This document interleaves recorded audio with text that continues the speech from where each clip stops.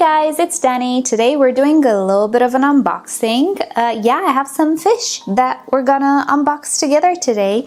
Now, these have been purchased locally. It's just a different city, very close to my city, and I just didn't have the time to drive there. So they actually sent it through courier, same day shipping, but these guys are actually coming from the Netherlands. And I'm presuming they have been sent today as well. So they didn't spend all that much time on shipping. And as for what we have inside here, well, you guys know my most coveted fish in this world that I actually got is the zebra pleco. Well, this is the second most coveted fish of all time in my life, and thankfully it is not nearly as expensive as the zebra pleco. It is though still a pleco, and some of you might suspect, oh, they're so beautiful. Well, which other pleco is maybe just as beautiful as the zebra? If you guessed the Snowball Pleco, then you are right. Now, the thing is, I don't know if you see through the back, the thing is, I'm not sure what a Snowball Pleco is considered to be because there are all sorts of numbers that are called Snowball Plecos, and I'm not sure which one anybody wants, but my preferred one was L201. So what I have here are 3 L201 Plecos. Ooh, look, oh, this one is a little bigger. Look at this guy. Oh, they are so gorgeous, and as you can see, they are black with beautiful whitish, yellowish dots on them. If the zebra pleco, let's say, is the most beautiful pleco in the world, and I know many people share my opinion, this is the second most beautiful for sure. I'm sure some will consider this guy the most beautiful. It's all just taste. There are many beautiful plecos, but in the community, the zebra and the snowball appear to be on the top of everybody's preferences, and they are on mine as well. Right, so let's get these guys acclimated. To do so, I will pour them into a separate bucket that I'm going to show you, and we're going to let them drip acclimate for quite a lot of time. And I'm going to show you where I'm going to keep them for now. It is a temporary home, even though it's a beautiful home, as you will see, but it's kind of tiny. It's okay for them right now because they're pretty tiny, but my vision is to actually keep these guys either in a shallow, just like the zebra. That was the idea all along. Make a shallow for the zebra and a shallow for the snowballs when I have the opportunity to get them. And I don't know what I'm gonna do. Either I'm gonna put them in the big 240 liter, either in one of my shallows. We're gonna see, we're gonna see. For now, 3 in the shallow seems like a decent number, right, until they grow, but we'll see where their forever home will be. For now though, they will be put, I'm gonna show you. This is going to be their home for now, at least until we move and I get to set up the other tanks. I'm not sure in what order I will post these videos, but I might have not posted this tank yet. It is a mini Dutch. It is a 40 liter / 10 gallon little tank, which right now only has a few cherry shrimps, the red kind, and it's going beautifully. It's a very beautiful tank. It is stable. I have it running for more than a month, maybe 2 months at this point. And if I didn't post the video, I will post the video of it really soon. And the parameters inside are suitable for the Snowball Plecos. I don't have many caves. I'm thinking to get one of those beautiful glass caves from Symbiotic Glass, maybe, but they're kind of tiny, those caves. Anyway, they do have hiding places. There's really a lot going on in this tank plant-wise, so they will not feel exposed or anything. But yeah, I might try to put some caves to make them feel more secure, but it's just a temporary home. Right, so let's get them acclimated.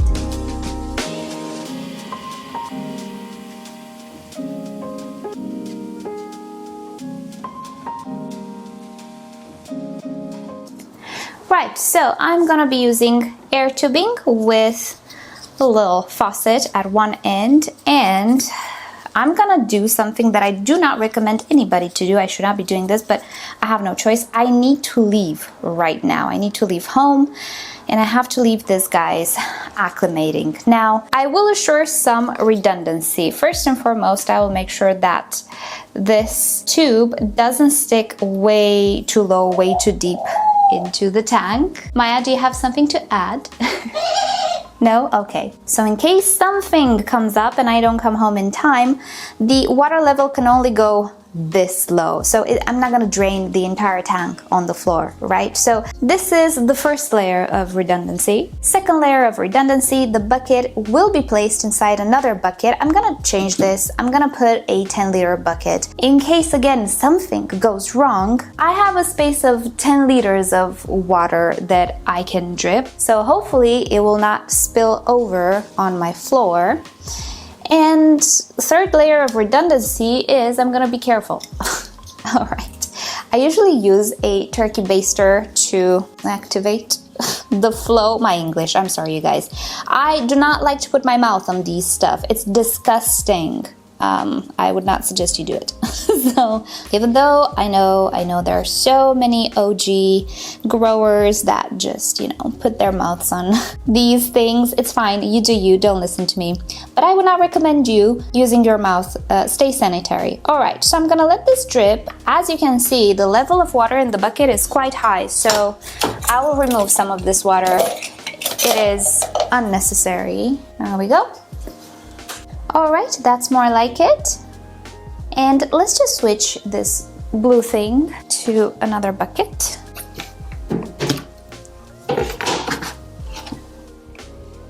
No, that's more like it. And this is redundancy. So here are the little fishies. These are also called Orinoco Angels, as far as I see.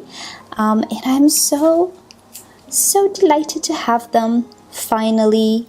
I think they used to be very, very expensive, maybe comparable to the zebra plecos, but at least in my regions, really, they're the price of a, let's say, more fancy betta, like a hillboy betta. So not the cheapest, but quite affordable, especially in comparison to the zebras. So I seized my chance. I don't know if it's just these that are at this price, so I just decided to get 3 of them. So I have to go, checking again the flow. Looks good. Checking the hose. Looks good. I'm gonna be shutting down the light because it's kind of evening as it is. You can see the rotala is starting to close. It means it's done for the day. The business is closing, even though they're still purling. But yeah, I'm gonna shut off the light. I'm gonna pick this up when I come home. Cross your fingers and toes that I don't come home to flood. I'm not going to, but do try to cross your toes if you feel like. Well, look at that. My first line of defense actually kicked in. I was gone for more than an hour, but did I come back to flooded floors? No. These guys, though, are more than acclimated. So let's put them in. I'm gonna put some more water in the tank, and we're good to go.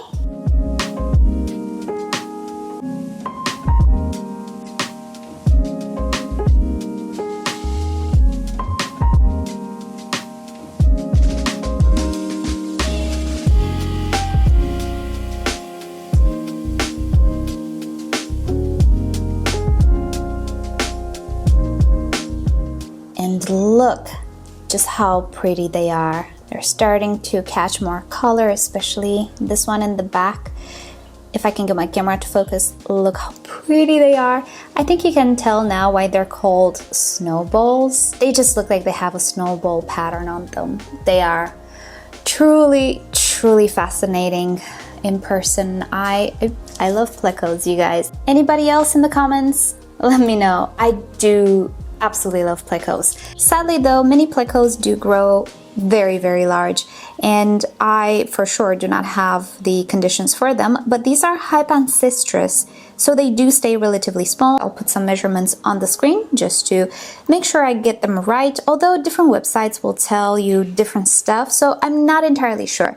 What I do know is that they will not grow to really unmanageable sizes. So my 240-liter aquarium should be absolutely fine for them. Even my shallow, because it is quite long. I don't know if they are as shy as the zebra plecos. They don't necessarily seem to be, but this is the first time they're seeing this tank, so you know what, I'm gonna let them chill. I'm gonna turn off the light and I'll go have some dinner as well. It's been such a long day, and we'll check on them tomorrow, see how they are, and maybe I'm actually gonna post this video tomorrow because it's very exciting. This is one of those long time wishes that I've always had, and I was expecting honestly for these guys to be the price of the zebras, to be fully honest, but they're not even close. So I'm happy about that. And yeah, I'll come back with some more thoughts tomorrow. I'll let these guys rest for tonight. Now, one thing you might have noticed in the footage is that one of them got a little bit stuck in the net. Now, that tends to happen a lot with all sorts of catfish, from autocinclus to these guys. First thing you need to do is do not panic. Second, make sure you put that net inside the water so that the fish can breathe. Third, assess the situation. Sometimes they're not really stuck, they're just in a very tense state, and if you just let that net in the water, let him calm down a little bit, usually the fish tends to just dart and get away from the situation by itself. It's not really jammed in the net, as it was the case with one of these guys. He was just really tensed up, but then as he relaxed, he was able to free himself from the net. I've had it happen with a autocinclus. He was really stuck in the net, so what I did was get him out of the tank, put him in a bucket or something like that, and slowly and surely cut the net around his mouth. Making sure that from time to time I do put him in the water, let him there in the water for 10 seconds or so to catch his breath, and then take him out again and cut away at that net. In the end, I was able to completely remove that net and everything was okay. Now, I'm not such an expert on plecos and how to better handle them. I do see some people just take them in their hands or by the snout, let's call it like that. I don't have that experience and I'm a little afraid that I'm gonna damage the fish, so I do rely on nets, but be warned, plecos can get stuck on nets, depending on the pleco. Some more, some less, depending on the stress level. Just be patient. Many of the times they're not really stuck, they're just in this state of tension, and then when they relax, they can free themselves from the net. So don't panic, don't worry. Good morning. So here we are, second day, and I see one of my little snowballs on the glass. Zebras almost never do this for me. I've seen only one zebra max doing that, but zebras tend to be more ground dwelling, if I can call them like that. Anyway, so my little guys are quite well. I've seen them around in the back. Oh, there is one. There, you can see him a little bit. They're very well camouflaged for being so showy. This guy, though, is sitting on the glass. Can we tell if I have females and males? I'll be honest, I took a photo and I zoomed in as much as I could, and I think I see one that could be a male because it has more odontos that are visible. Those are, I'm hoping that's what they're called, but they're the little hairs on their pectoral fins and on their heads, and two of them don't have as let's say visible odontos, so maybe they're females. I don't know. What do you guys think if you have experience? But yeah, well, I was thinking this guy is shy and he'll be scared of me, but no. Do we have a female or a male here? This is the male. Do we see? Look at his fins, the pectoral fins. Can we focus, please? Look at that. So you see on his little fins here and here, I see a lot of hairs where I didn't see these hairs on the other two. So do I have a male and two females? That would be the ideal situation, to be honest. But I don't know. Yeah, so far so good, but I think I will get a few caves from the zebra tank, which they don't use all of those caves. They're kind of big as well.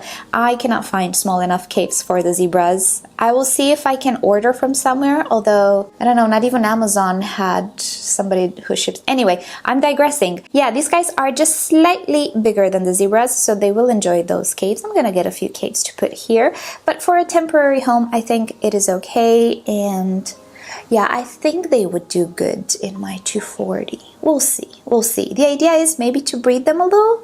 Maybe. I don't know. Ooh, look how beautiful he is. The angel. He looks like a little angel in fish terms. Oh my gosh. You beautiful creature. Look how wonderful he is. This is the thumbnail right now. Oh wow. Mesmerizing. I love them as much as the zebras. I don't remember what I was saying, but look how pretty he is, right? So alrighty, thank you guys so much for watching. As I was saying, yes, this is a pretty tiny tank. They are a little bit bigger than the zebras are right now. And honestly, if you would have a shallow that is longer, I think that would be great. These fish don't swim in the water column, right? They sit on the bottom. So these fish, it's important to have more space on the bottom I think. Maybe on a vertical as well. I see some people growing zebras in 30-liter tanks even, but they have a lot of stacked rocks. Anyway, I do prefer shallows, to be fully honest, for these guys. But for now, it will have to do. In a few weeks, we're gonna make them a new home. But yeah, I'm so very happy. And I will keep you guys up to date. Thank you so much for watching. Hope you've enjoyed hanging out with me today, and I'll see you all next week. Bye!